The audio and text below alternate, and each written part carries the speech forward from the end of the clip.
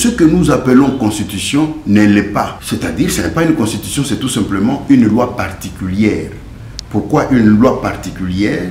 Parce qu'elle est appelée soit à gouverner, enfin à fixer l'organisation et le fonctionnement du pouvoir, comme cela fut fixé déjà depuis le 7 septembre 1893. Le constituant belge s'en était déjà rendu compte pour que l'on parle beaucoup plus de la loi particulière au lieu de la constitution. La constitution du Congo, c'est l'acte général de Berlin.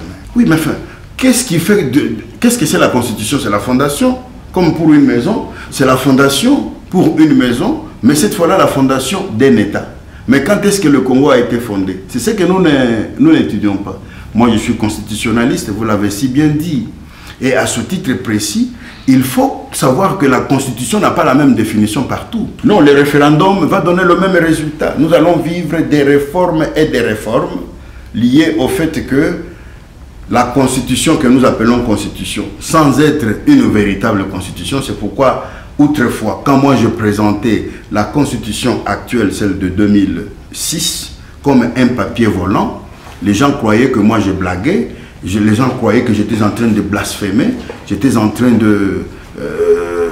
d'insulter toute une constitution. En tant que juriste, c'était inadmissible. Mais nous disons ceci, il n'y a pas de constitution qui puisse être aussi en crise comme celle que nous appelons constitution congolaise depuis le 1er août 1964 jusqu'aujourd'hui. Ce n'est pas une constitution. Pour moi, ce n'est pas une constitution.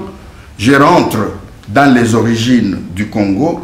Cette constitution que vous appelez constitution a tout simplement la valeur d'une loi particulière parce qu'elle fixe l'organisation et le fonctionnement du pouvoir.